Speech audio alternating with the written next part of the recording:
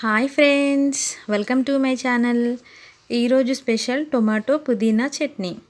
ఈ పచ్చడిని అన్నంలోనూ, దోశలోనూ, ఇడ్లీ, వడ ఇలా అన్నింటిలోనూ తినవచ్చు. ఈ పచ్చడి చాలా అంటే చాలా టేస్టీగా ఉంటుంది. పెద్దగా ఇంగ్రీడియంట్స్ కూడా ఏం అవసరం లేదు. ప్రాసెస్ ఏంటో ఇప్పుడు ఈ వీడియోలో చూసేద్దాం. వీడియో మొత్తం ఎక్కడా స్కిప్ చేయకుండా చూసి నా ఛానల్ని సబ్స్క్రైబ్ చేసుకోండి. ముందుగా స్టవ్ ఆన్ చేసుకొని ఆయిల్ పోసుకోవాలి.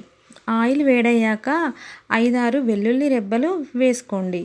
కొంచెం బ్రౌన్ కలర్ వచ్చిన తర్వాత వెల్లుల్లి రెబ్బలను తీసుకొని పక్కన పెట్టుకోండి. 10-12 వరకు పచ్చిమిర్చీలను వేసుకోవాలి. కారం ఎక్కువగా తినేవారు మీ టేస్ట్కు తగ్గట్టుగా చూసుకొని వేసుకోండి. పచ్చిమిర్చీలు ఒక్కసారి ఇలా ఫ్రై అయ్యాక తీసి పక్కన పెట్టుకోండి. ఆ తర్వాత ఒక గుప్పెడు పుదీనా ఆకులను వేసుకొని కేవలం 30 సెకండ్స్ మాత్రమే ఫ్రై చేసుకొని తీసుకోండి. లేదంటే ఆకు మాడిపోతుంది, దానివల్ల టేస్ట్ మారిపోతుంది.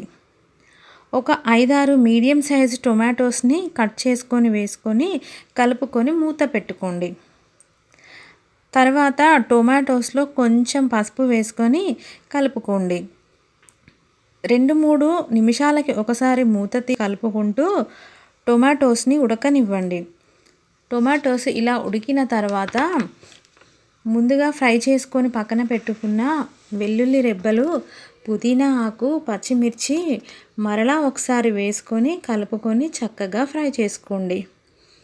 కొంచెం కొత్తిమీర వేసుకొని కలుపుకొని ఒక 2-3 నిమిషాల పాటు ఉడికించుకోండి. ఆ తర్వాత ఒక మిక్సీ గిన్నె తీసుకొని దానిలో వేసుకోవాలి. 1/2 స్పూన్ జీరా, మీ టేస్ట్కి తగినంత సాల్ట్ వేసుకొని మెత్తగా కాకుండా కచ్చాపచ్చాగా ఉండేలాగా గ్రైండ్ చేసుకోండి. అలా అయితేనే పచ్చడి మరింత టేస్టీగా ఉంటుంది.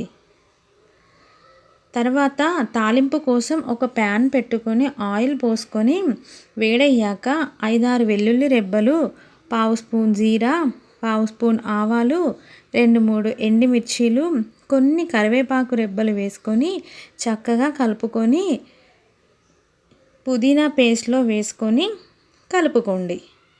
ఇంతే, టేస్టీగా ఉండే పుదీనా పచ్చడి రెడీ అయిపోయింది. మీరు కూడా ట్రై చేయండి. చాలా అంటే చాలా బాగుంటుంది. మళ్ళీ మీరు కూడా ఇలాగే చేసుకొని తింటారు.